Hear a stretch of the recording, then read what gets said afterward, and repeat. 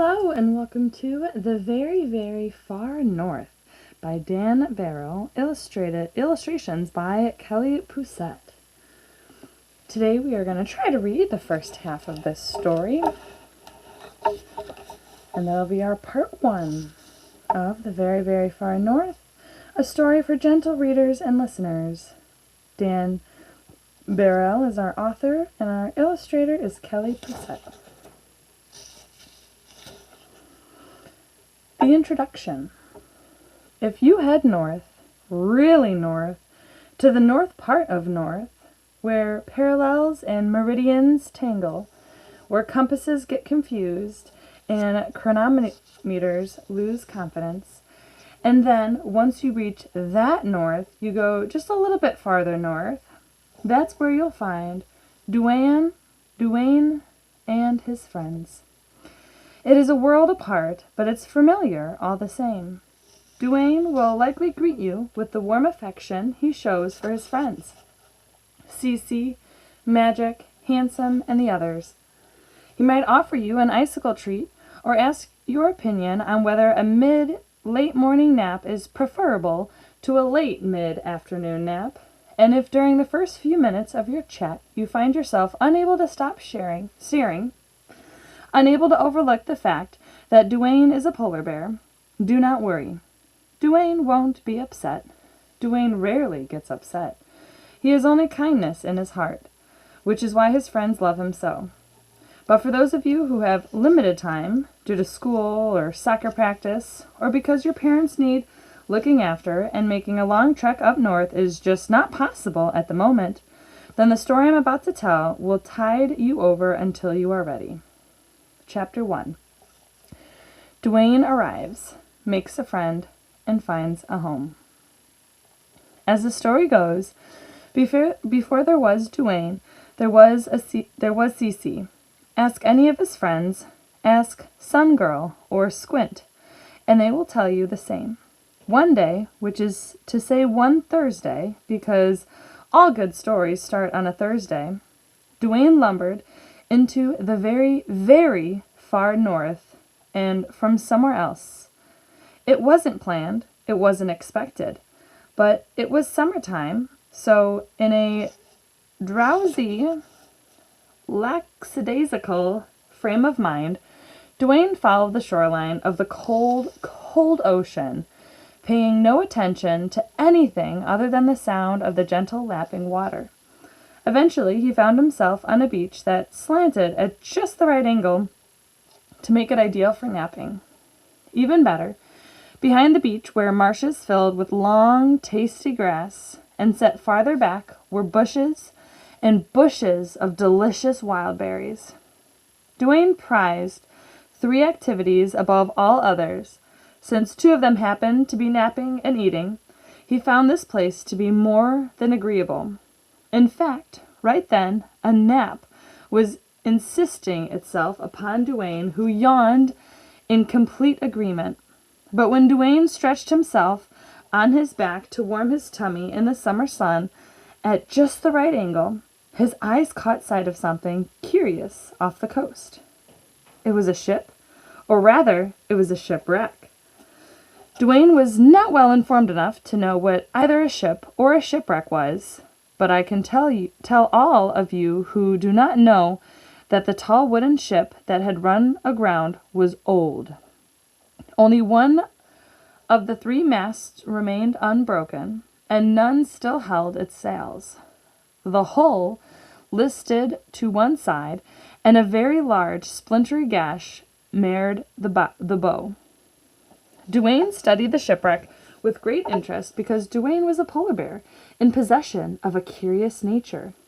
In the right situation, a nap and a snack could sometimes be put off for a little exploring. Exploring was Duane's other most favorite activity. Toward the cold, cold ocean he went, and with a splash he was soon paddling to where his curiosity led. He reached the shipwreck, swimming right through the gap, as the ship did not lack for sea water within, which sloshed back and forth against the thick wooden ribs of its dark belly. Duane swam toward the midship, where a set of steep stairs invited him up to a level still inside the ship, but above the water's surface. With a couple of shakes, Duane dried himself off and began his exploring in earnest. Along the corridor were several rooms, some filled with boxes, others containing strange items he couldn't name, but sadly, none, as far as his nose could tell, had anything to do with food. At the very end of the passageway was a door, slightly ajar with light spilling out. Also spilling out was the sound of a well-spoken voice. The voice was speaking Latin, which you may know, but Duane did not, nor do I, so I'm afraid I cannot translate. Cogito, cogitas, cogitat. How curious, thought Duane, making his way closer. Written on the door with beautiful flourishes in gold paint was a name. But time had faded most of the letters away, so all that remained were 2 capital C's. Duane, however, mistook them for 2 round eyes. When he pushed his snout through a gap, he was able to glimpse who was talking in the mysterious language. Ego decite, decis et decite, decit. Perched upon a wide oak table, among more strange items, Duane spied a snowy owl reading from a large open book. I would hasten to add that she was a very serious-looking owl, but I'm not sure if owls come in other variety. Think about that.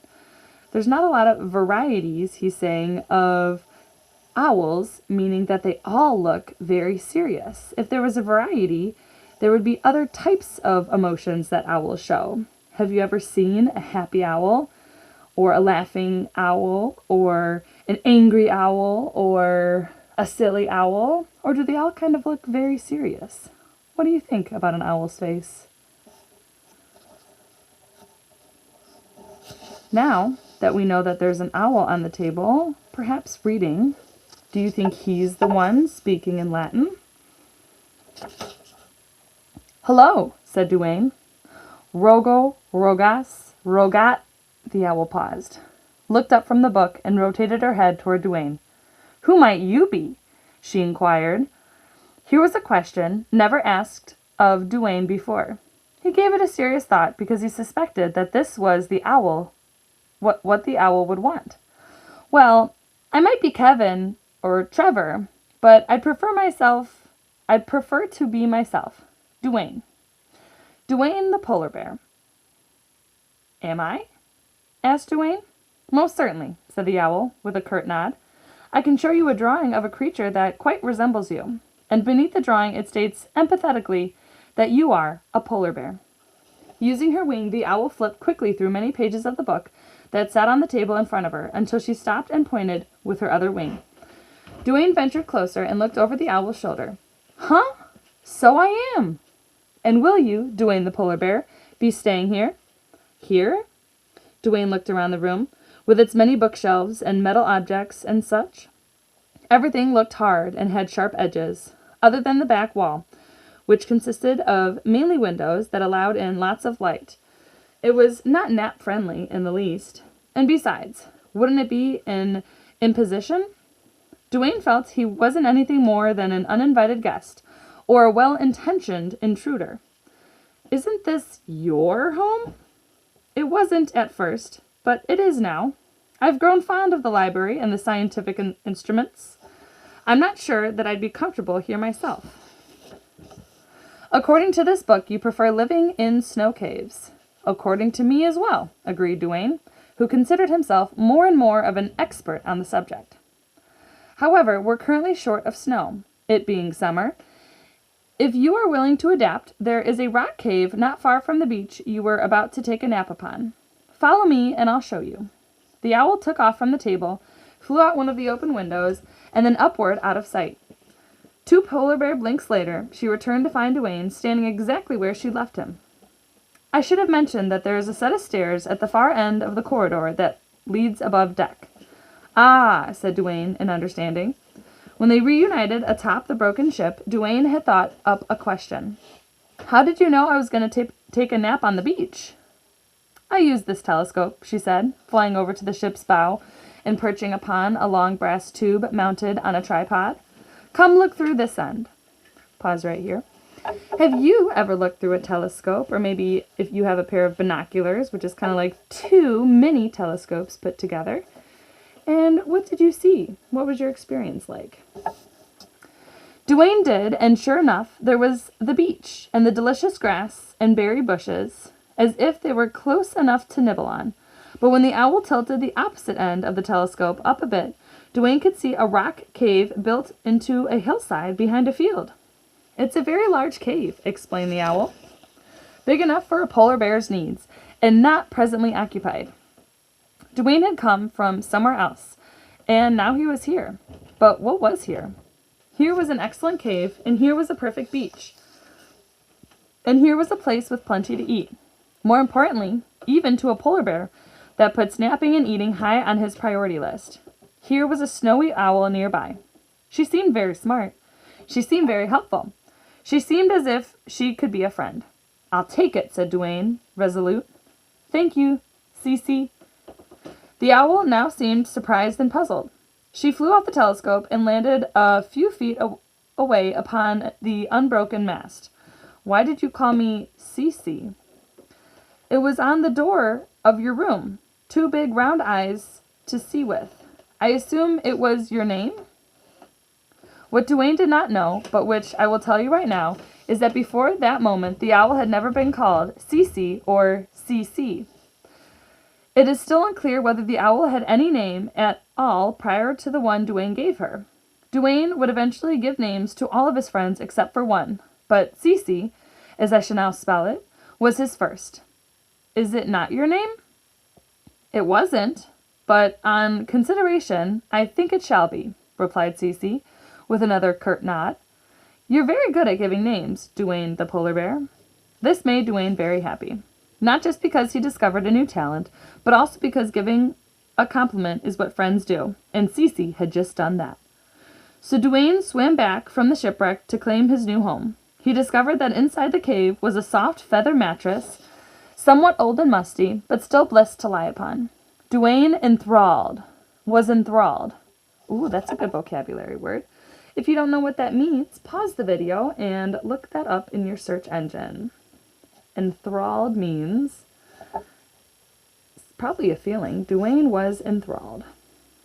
Now that you figured out what that word means, before he tucked in for the night, Duane stood silently at the mouth of his cave to take in the lovely view.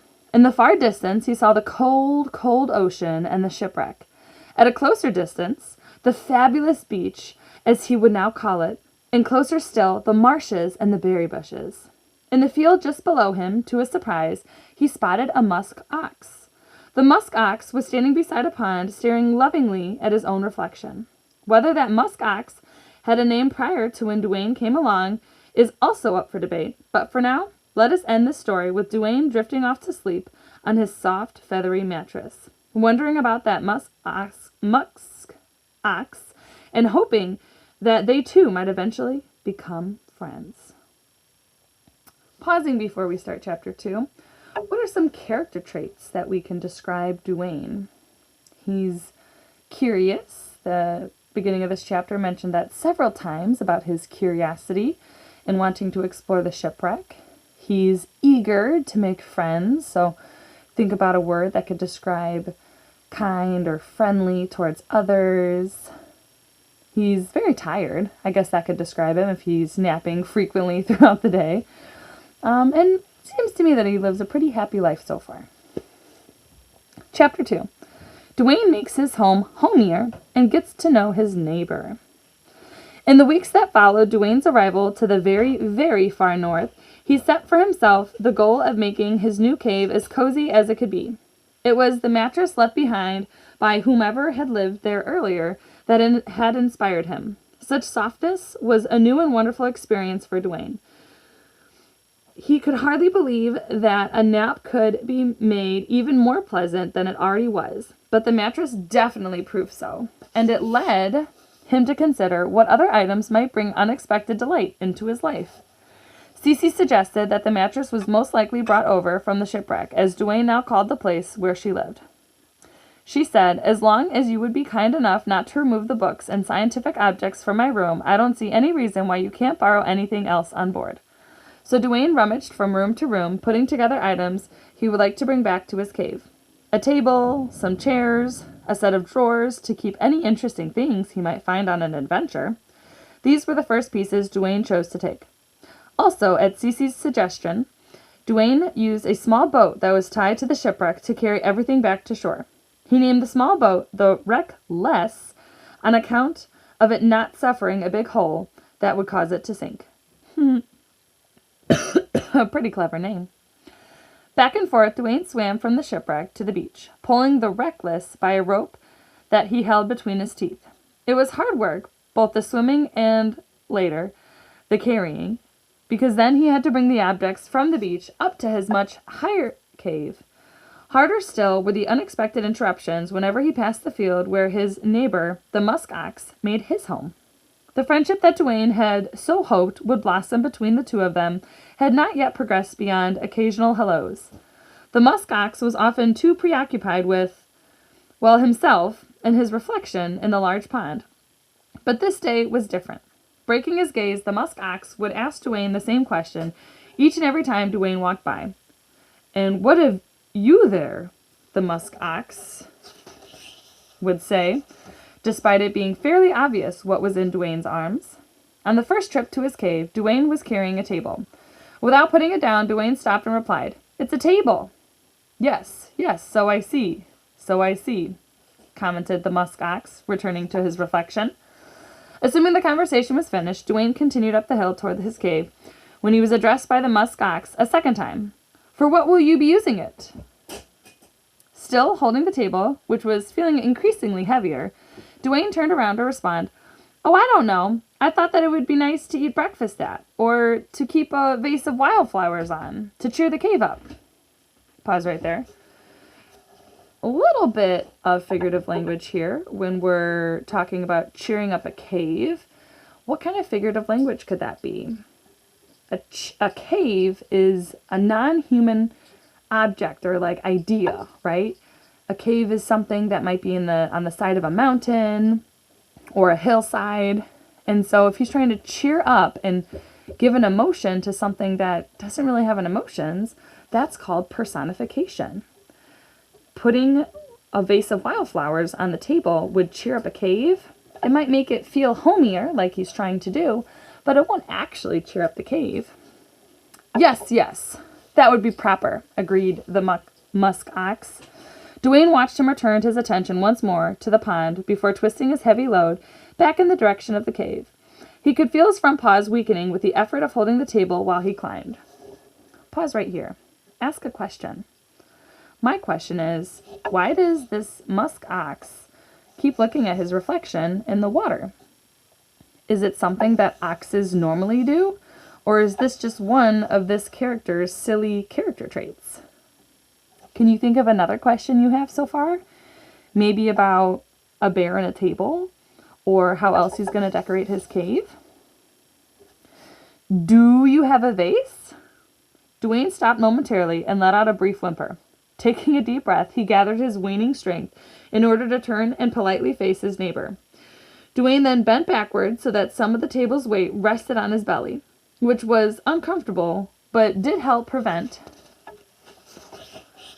gravity from taking both him and the table forward and back down the hill at a speed faster than deemed safe. "Do I have what?" he struggled to ask. None of Duane's efforts of endurance seemed of interest to the musk fox in the least. "I was simply inquiring whether you were in possession of a vase for the wildflowers of which you spoke. My great-aunt once had a spectacular vase. I shall never forget it. Painted it in the lightest of blues, with twisting vine-like handles. One could only admire its daintiness. But heavy? My goodness, you cannot imagine an object as heavy as that vase." In fact, Duane could well imagine an object so heavy because he was currently buckling under the weight of the heavy table. Lower and lower his back arced and his poor knees bent, eventually bringing him flat to the ground with the table straddled above him. The musk ox gave Duane a disapproving look. "You don't intend on leaving the table there, I trust." "Just for a minute or two," said Duane in a faint voice.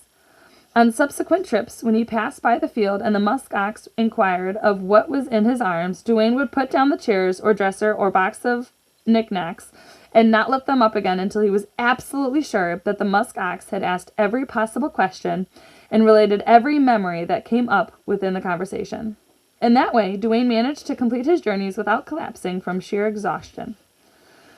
Late in the day, Duane returned the Reckless, believing he had completed transforming his cave into a cozy home. He intended on popping in to say goodbye to Cece, who had been very helpful, but instead, on a whim, he had one last rummage, making his way deeper into a large, shadowy room filled from floor to ceiling with this and that. Duane spotted something as tall as he, but thinner, with a very round face and no hands or arms. He rushed to find Cece. "What's that?" Duane asked her. Once back in the room, "My book tells me that it's a grandfather clock," explained Cece. "I am currently in possession of what is called a pocket watch, which is similar in purpose, but a great deal smaller." "Will it grow up into a grandfather clock?" Duane wondered. That's a silly question. "I have asked that very same question. My current hypothesis is that it will, but ultimately it will be a wait-and-see situation." "You said it has a purpose. What purpose does it have?" "To tell you the time," replied Cece. Duane found that a curious thought. Isn't the time always now?"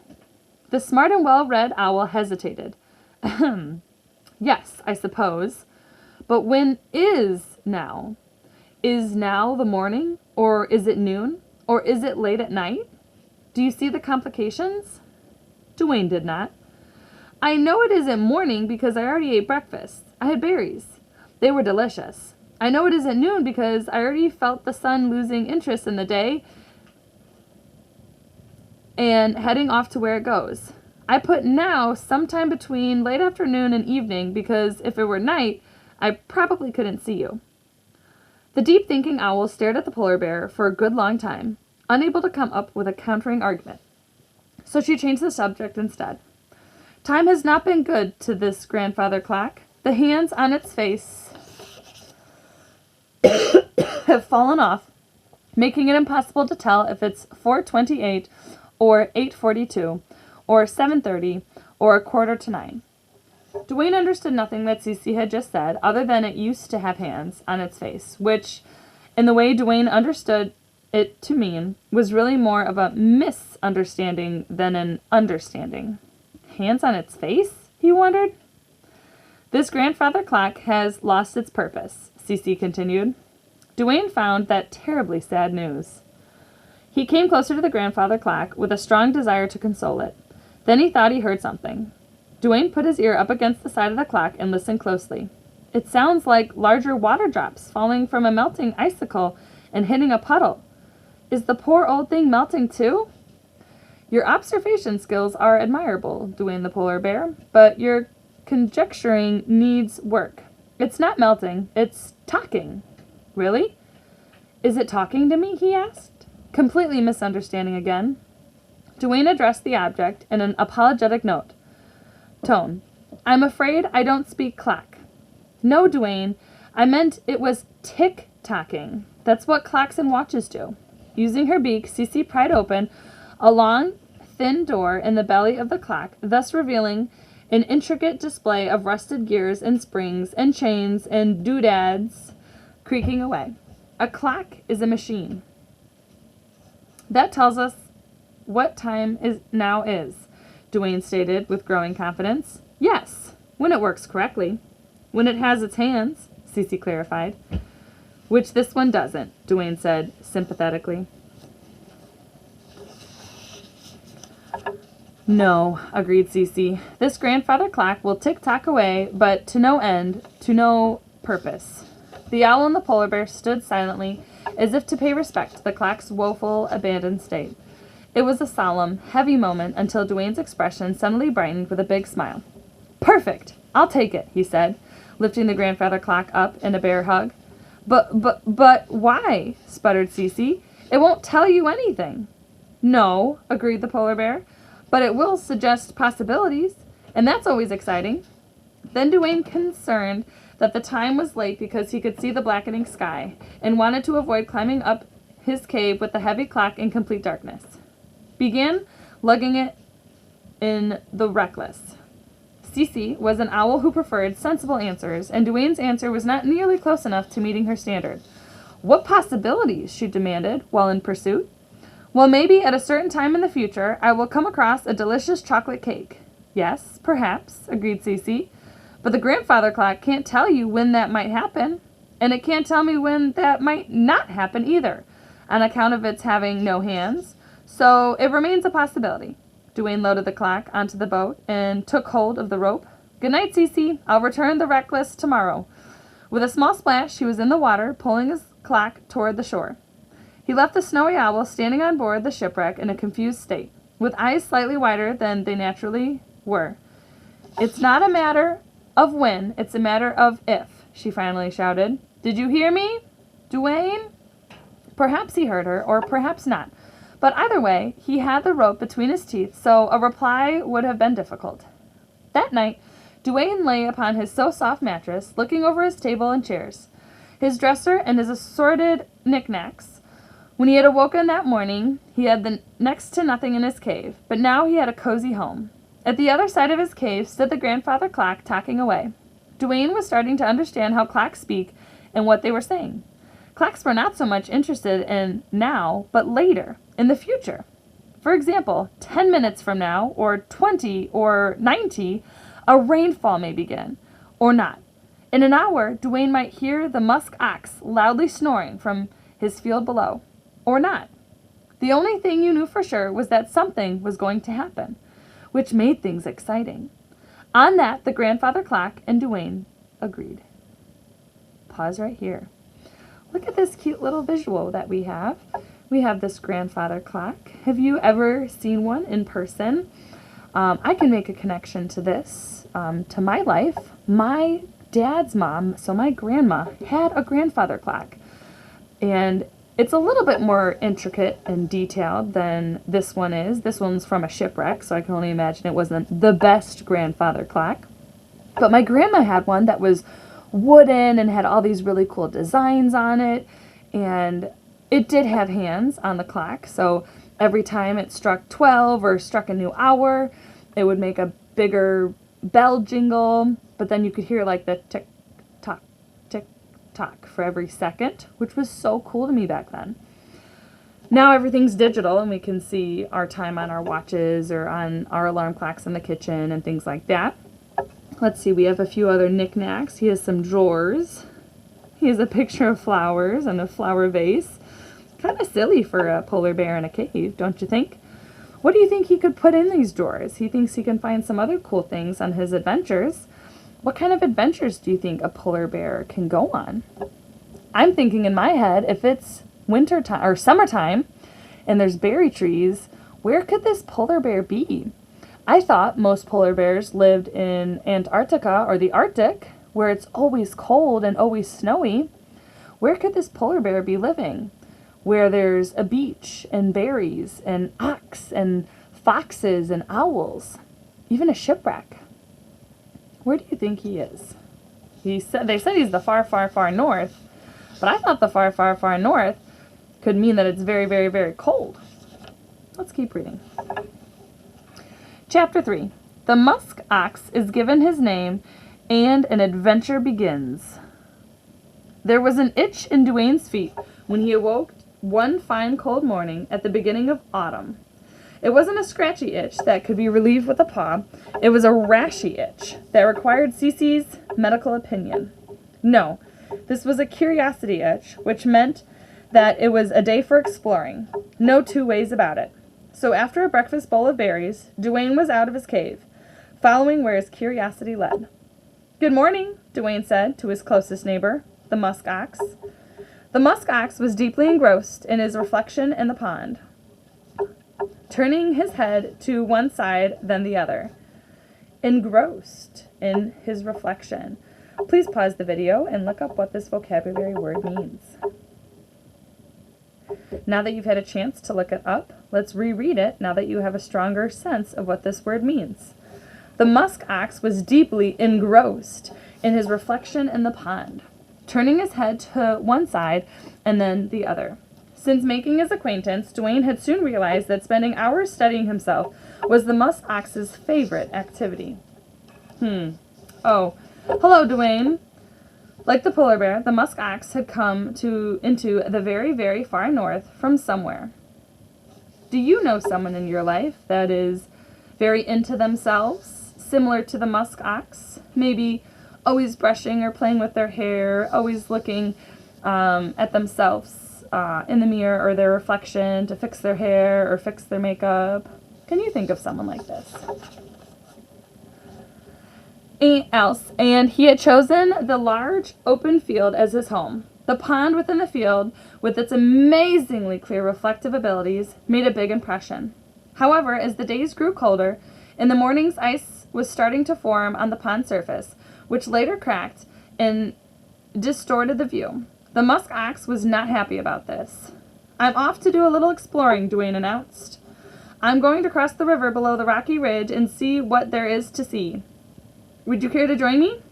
The musk ox spoke in a low voice, stretching his words out from time to time. There are those who would say he sounded snobbish or haughty or self-important. I will leave it to you to form your own opinion. Will this be a social excursion, Duane? Will we be hobnobbing? Duane sometimes had difficulty understanding the musk ox, who once explained that his formal education gave him an expansive vocabulary. Pause right here. Do animals get an expansive vocabulary or a formal education? Think about that. These are some interesting animals if they've been educated. Duane did not understand that part either.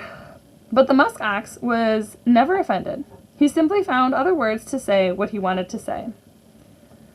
Will we be meeting others? Oh, I see, Duane nodded. I don't know if we will. That's the best part of exploring. You never know what may happen. From the musk ox's expression, one might conclude that not knowing what may happen was the worst part of exploring. I am currently not presentable for public viewing. I will accompany you to the river, but no farther. This was a compromise, and Duane was good at compromises. Wonderful, he said. I will enjoy your company for as long as you can give it. Pause right here. Do you like exploring new things? Maybe it's a new park or a new wilderness forest nearby. My boys really like going to the Morn Arboretum or to the zoo and seeing the different animals or things to explore in those areas. We've also gone to several parks around our area, and it's a different trail, it's new rocks, it's new trees and things to look at. They love exploring and finding out new things. But in the defense of our ox friend, he might be scared to meet new people or to see new things. New areas can be scary to explore. But would he enjoy it? Over the past few weeks, Duane had discovered that the musk ox had few interests, and of those, his top interest was by far himself. He loved to talk about himself, although often there was a hum of worry within his words. To prove this point, I need only to recount the first thing that came out of his mouth as he left his field with Duane. These cold mornings are freezing up the pond and playing havoc with my reflection. The ice cracks and distorts it. I couldn't tell if I was looking at something hideous or handsome. I do have my doubts when I cannot see myself. Duane had no reply, although he reflected upon what he saw around him. Duane rarely looked at his own reflection. It wasn't a concern. Duane never had doubts just because he couldn't see himself. I am a polar bear, so I likely have polar bear features, he thought. And just by thinking that thought, it gave him another thought. I think, therefore, I am a polar bear. The musk ox mistook Duane's silence for indifference. You just don't understand, Duane, he said gloomily. Duane nodded. He didn't understand. Not really. There was so much he didn't understand. But he felt that the musk ox needed some cheer, so he took a chance. You're always handsome, Duane said reassuringly. Yes, that is kind of you, but Also, Duane continued on boldly, I think that since I have a name you can call me, which is Duane, then it is only fair that there be a name that I can call you. Oh, said the musk ox, taken aback by Duane's unusually forceful voice. What did you have in mind? Duane smiled. Why, Handsome, of course. May I call you Handsome? It would make things so much easier. If the musk ox were telling the story, he would tell you that Duane's suggestion left him gobsmacked, and that likely would have left you scratching your head like Duane and wondering what gobsmacked meant. It meant that the musk ox was stunned and speechless, for a few seconds anyway, until he found his voice again. Handsome? I would be referred to as handsome? Yes, Duane said. Said Duane, if that's all right. The musk ox swallowed what appeared to be a large lump in his throat. Yes, that would be acceptable, and so from this point forward I will call the musk ox Handsome. Duane and Handsome continued their trek in a much lighter mood, which suited Duane just fine. Paying attention to what is around you is really what exploring is all about.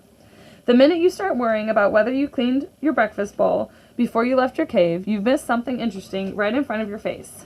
Light mood, positive spirit, bouncy steps, thought Duane. These are the ideal things to bring along when exploring. Pause. What do you think are some ideal things to bring along while exploring? I know when I go with my boys, it is essential to bring a snack bag because before we even get out of the car, they're hungry and need a fruit snack or a granola bar. So, light mood, positive spirit, bouncy steps, and snacks. Probably a water bottle too. Eventually, they reached the rocky ridge that ran the length of the river. Looking down upon the water, Duane took notice of its great width. He'd imagined how excellent it would be for sliding across on his belly when winter came and the surface froze. But for now, he wondered if this was where he would part company with Handsome or whether he could coax the musk ox into continuing on as one half of their exploring team. Would you care to join me for a swim across to the other side? Duane asked hopefully. I have a question for you. Do you think oxes know how to swim? Can a musk ox swim? Or just polar bears? What do you think? We've done so well exploring already. Handsome looked upon the river with something less than enthusiasm. My family has never been big on aquatic sports. All that splashing about and watery muck getting caught in one's fur. Oh, I see, said Duane with a touch of sadness. Sensing Duane's disappointment and genuinely wanting to show some gratitude for his new name, Handsome added, otherwise I'd be more than willing to continue on. Duane lifted his eyes. You would? Oh, yes, Handsome declared, now getting carried away with his show of gratitude. If not for the water, I would be with you each step of the way on this adventure. Handsome realized how easy it was to make big, generous pledges when he was not obliged to live up to them. So he went on. I would climb mountains and traverse dangerous cliff paths. I would poke my head into dark caves and push over heavy boulders. That cheered up Duane considerably. You really would do that? Without a second thought, Handsome declared. In the name of exploration, I would do all those things and much more, were it not for the bit involving swimming. Such good news, Duane thought. Well, in that case, let's forget about swimming and instead continue exploring farther up to see if there's another way to get across. Handsome's heroic face suddenly slumped. Pardon me? I had no idea that you were so passionate about exploring, Handsome. I suggest we go exploring for a very long time. To be honest, when we left this morning, I was hoping to be home for lunch, but now after hearing you talk, I'd even be willing to skip lunch to explore some more. Handsome swallowed another lump in his throat before speaking. You would? Absolutely, Duane nodded. But you adore lunch, as do I. It's one of the things we have in common. Along with exploring, so it would seem, Duane smiled. Isn't this excellent? Replied Handsome. With renewed determination, at least on Duane's part, the two explorers followed the river upstream in the hope of finding a less splashy way across it. To Duane's delight, there was a definite narrowing of its width, but to Handsome's regret, the ground was climbing higher and higher as well. "It's getting steeper, wouldn't you say?" asked Duane, excited at this new challenge. "I, huff, huff, would, huff, huff, say so," gasped Handsome. "If I, huff, huff, could only, huff, huff, catch, huff, huff, my breath." "This way," shouted Duane, far in the lead. "I hear something thundering and roaring above us. It could be a monster. Wouldn't that be exciting?" Growled Handsome. The steep rocky terrain forced them to leave the river and approach the loud noise from the side. After Duane plotted a route that Handsome would be able to manage, he stepped around a jagged corner, and there before him was not a monster but a tall, thin waterfall. The water crashed down from a stone lip high above. Mist rose from the pool below it, and the sunlight that pierced it created a double rainbow. Have you ever been to a natural waterfall? What are some of the things that you remember from your 5 senses? Could you smell anything? What did you see? Did you feel a light mist on your skin? Could you feel almost like seaweed or something on the rocks? Could you hear the waterfalls, loud water dropping on rocks or the water below? "You don't see that every day, do you?" said Duane, marveling at the sight. Handsome marveled too, but from a farther distance,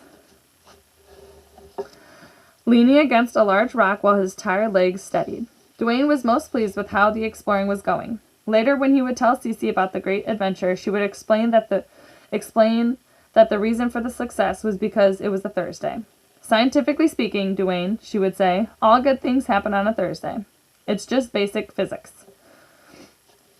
Do you agree with that saying? Think about some great things that have happened in your life. Did they all happen on a Thursday? Handsome might have had a different hypothesis about Thursdays. He was exhausted and hungry and sweaty.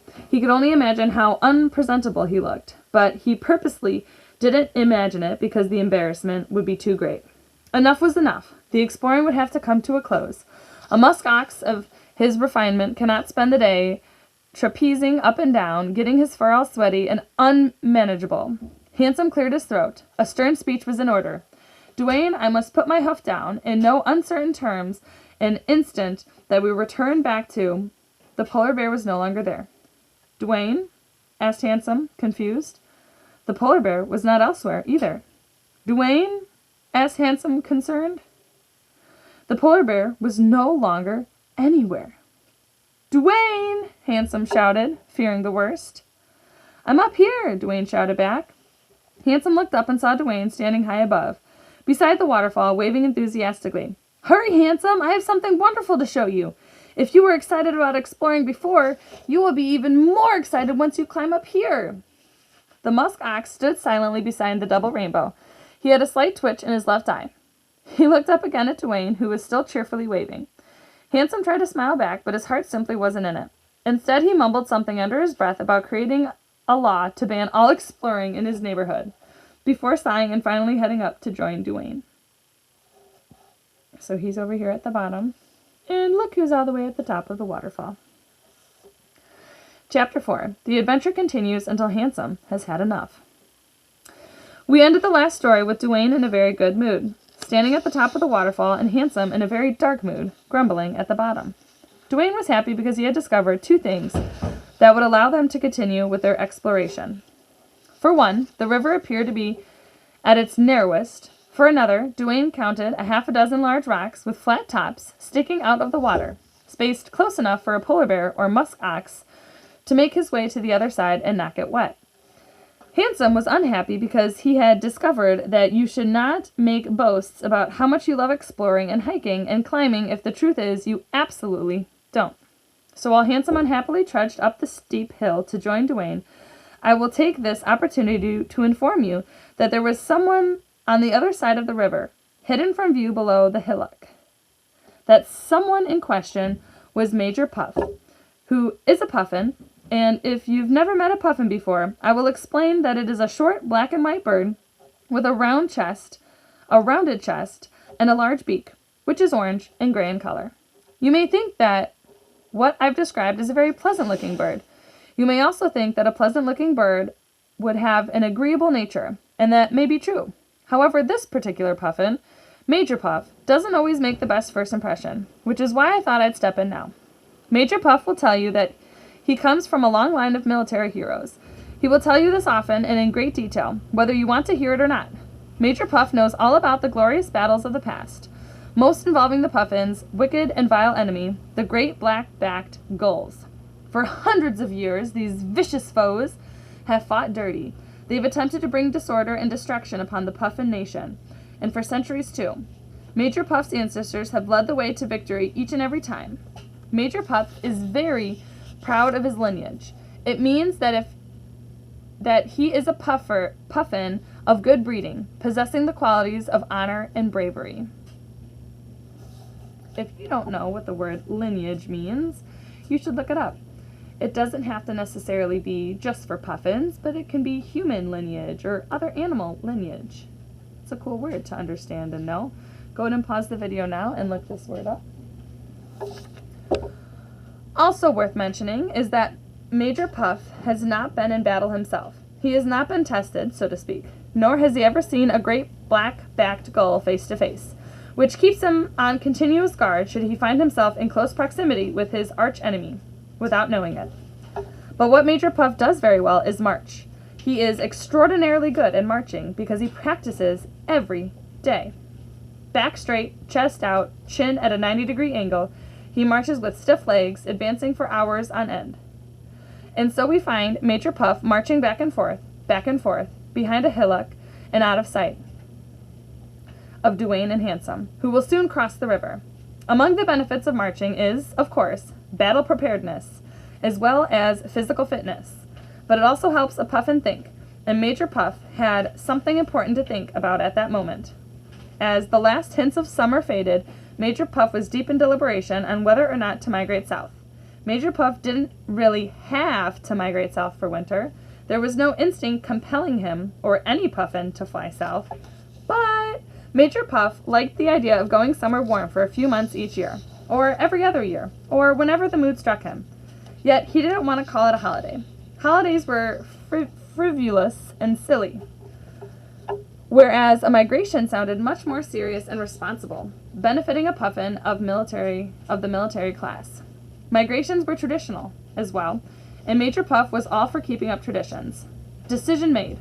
On the other hand, maybe he should spend the winter staying put in the very, very far north. Remaining there would have nothing to do with his overwhelming fear about flying in general, or the great danger and difficulty of a migration in particular. Oh no. It's more likely that he just found winter a delight, and it would be a shame to leave, missing out on all the freezing cold wintry splendor. Oh, and his staying would also not have anything to do with him not wanting to leave the burrow home that he heroically captured last spring.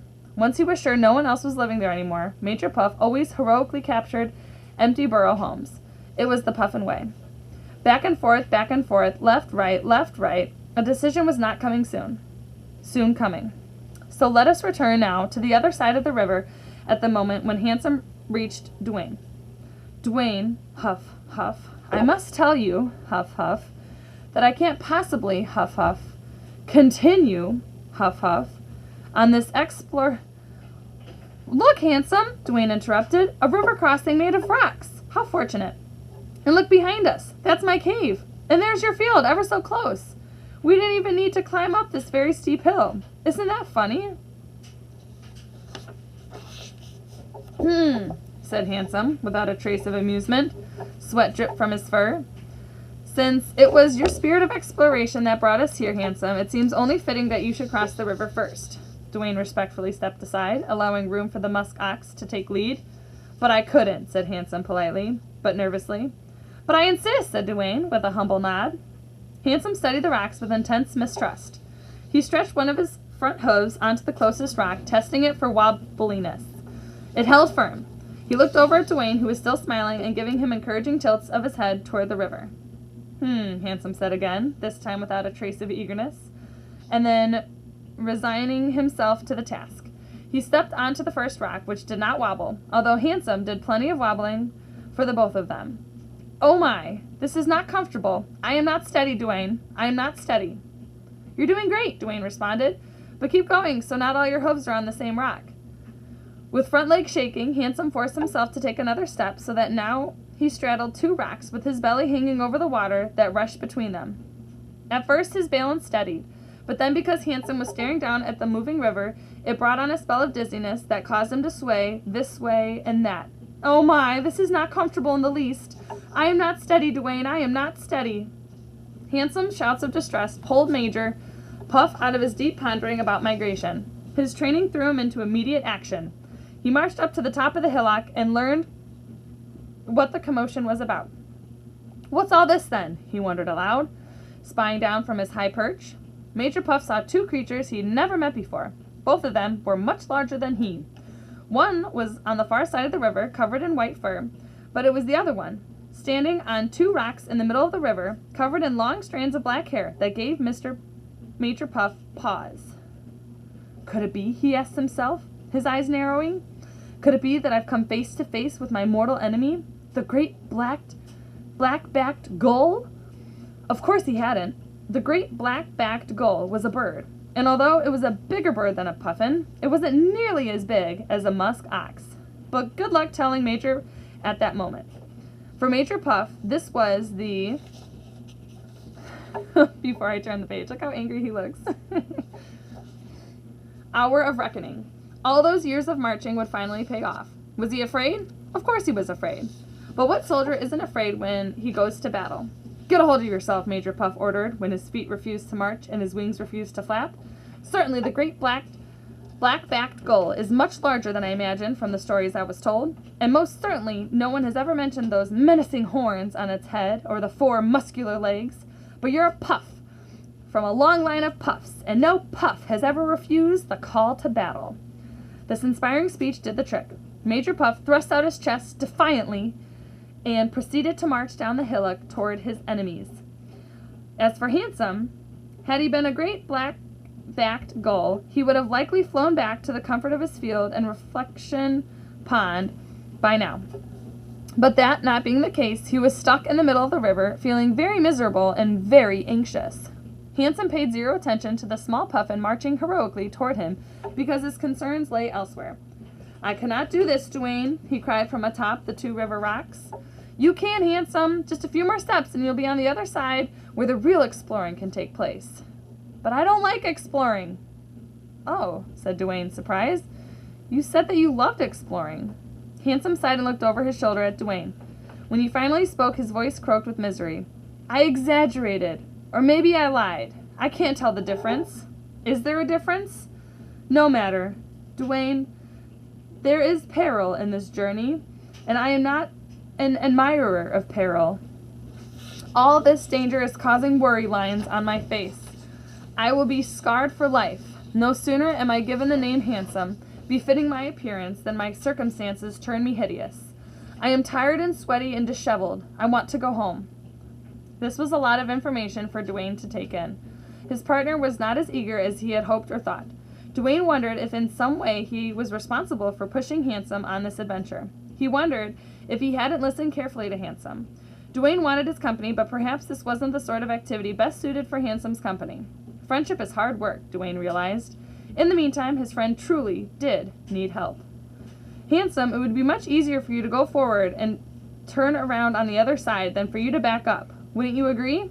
Handsome stiffened, sniffed away his tears, and gathered his thoughts. For a large musk ox, turning around in the middle of a river would be as impossible as blindly stepping backward, as Duane had pointed out. Sadly, it seemed that going across in order to come back was the best alternative. Very well, he said weakly. One must do what one must do. The musk ox turned his head toward the far bank, determined to take the necessary steps. Halt! None shall pass, shouted a short black and white creature with an orange and gray beak, standing at the river's edge. What? Oh, you've got to be kidding me, said Handsome. He so desperately wanted this ordeal to be over with. Do not test my mettle, dastardly villain, warned Major Puff. Dastardly villain? Look, whoever you are, I just want to get across so I can go back again. If you would just be so kind as to clear a path, Major Puff scoffed at the suggestion, then boldly hopped forward several times so that he stood upon a river rock directly in front of Handsome. This took Handsome completely by surprise, causing him to lose his balance again. Do great, black-backed gulls think puffins are so foolish as to fall for that trick? Major Puff shouted up at the musk ox. Great-backed what? Puffins? What on earth are you babbling on about? Let me pass. Never, Major Puff flapped his wings dramatically, causing Handsome to flinch and nearly fall over. Stop that! It's very annoying. Ha! Major Puff was quite caught up in his campaign. Puffin history was being made in this glorious moment. How they would sing praises of his valiant stand against what must assuredly be the largest great black-backed gull ever encountered. Major Puff, the iron-hearted, they would call him. Major Puff, the wall of strength. Major Puff, the... Excuse me? Said a voice. Jolted out of his daydream, Major Puff leaned his head to the right in order to peer around the thick legs of the musk ox. Also leaning to the side in order to peer back at the puffin was a polar bear. Excuse me, Duane said again, but I don't believe we've met. My name is Duane. The puffin scolded. Major Puff has no interest in meeting the friend of my enemy. Oh, said Duane, taking note that the stranger already had a name. So you two have met before, Major Puff? The puffin opened his mouth to speak, but hesitated. No, not exactly. Then how do you know that you're enemies? Major Puff was outraged. Are you suggesting that I might be friends with this fiend? He and all other great black gulls are a scourge, a curse and a menace to all puffins. They steal and fight without honor. They are the lowest of the low. I'm standing right here, exclaimed Handsome, who was still caught in the middle of the river. And as much as your name-calling stings my heart, it would sting so much more if I was, in fact, a great black-backed gull, and not a musk ox. A likely story, spat the puffin. How you great black-backed gulls love to lie. Handsome reached his patient limit, and through his frustration with Major Puff, he found the resolve to fix his situation. I've had enough. I'm coming across. You, sir, have been warned. Handsome was readying himself to step on the rock where Major Puff presently stood when suddenly the puffin boldly shouted, Finally, a real battle! Take that! While hopping backward, away from Handsome. This confused Handsome, since it sounded as if he were under attack, while at the same time the puffin had actually cleared space for him to move. Handsome stepped forward to the next rock. Take that! Major Puff shouted again while hopping back another step. And that! And that! He added, taking 2 more steps back. Take what? All you're doing is running away. Aha! So you've had enough, have you? Declared Major Puff victoriously from an even farther distance. Worthy noting at this point is that the most important military tactic for puffins is the retreat. A puffin marches into battle in order to heroically run away or fly away, but in either case, it's the away part that is crucial. In the telling of any great puffin battle, there reaches a point wherein the puffin fearlessly avoids pain and injury by courageously keeping out of reach of their enemies. I will accept nothing less than your total surrender, said Major Puff. The puffin and the musk ox were now on the opposite side of the river from Duane. So you're saying that unless I surrender, you will continue to move away from me? Handsome asked. Those are my terms, said the puffin sternly. Handsome turned his head toward Duane with an expression of complete bewilderment. Duane shrugged his shoulders in agreement. Oh, for heaven's sake, Handsome exhaled. There is a limit to what one can tolerate in a single day. That limit has just been met. And ignoring the short, proud puffin, Handsome turned around and walked back over the river rocks as if it were the easiest thing he'd ever done. When he reached the other side, he did not even stop for Duane, but continued on in the direction of his field where he wished he could be left alone. Major Puff, most vexed by this insult, stared after Handsome. Duane stared after Handsome, too. Duane then turned back toward the indignant puffin across the river. It was nice to meet you, Major Puff. I hope we have the opportunity to meet you again under better circumstances. Duane gave Major Puff a curt nod before following Handsome. His day of exploring would have to be postponed. As for Major Puff, he was unsure whether he could proclaim victory or admit defeat or simply call it a tie. What he was concerned of was that after such an ordeal, a migration was definitely in order. It should be somewhere warm and tranquil, somewhere far away from great blackback gulls or rude blackback musk oxen. It should be somewhere for a weary, battle-worn puffin to relax. This is where we're going to stop for part 1. We got about a fourth of the way through the book, so we're probably going to break this book into 4 parts. Thank you so much for reading with me today, and I got some questions for you. 1, have you thought of any questions as we read so far? If not, take a moment and reflect. What are some questions that you have? Things that I'm pondering in my mind are, where is Major Puff going to migrate to? Is he going to go to one of those bird dens, as he called it? I'm not sure what he called it. I'd have to go back. He said that he would wait until something was completely empty and then go back to it or claim it for himself. There was no one else living there anymore. A burrow. Maybe is he going to hibernate or migrate in a burrow? It seems like Handsome is very done with exploring for the day, so he might go home. And our polar bear. What do you think our polar bear is going to do now? Do you think that he's going to go home and rest? Do you think he's eventually going to meet Major Puffin again and that they might become friends? It seems like he has a very friendly personality. I wonder if everyone he comes across he's going to try to become friends with. If you remember in the very beginning of our book, it mentioned that he's made a lot of friends with a lot of different characters. We have Cece, Sun Girl, Squint, Magic, Handsome, and the others. I wonder how many friends our polar bear will meet in this very, very far north story. Thank you again for reading with me today, and I will see you in part 2. And you have a spectacular rest of your day.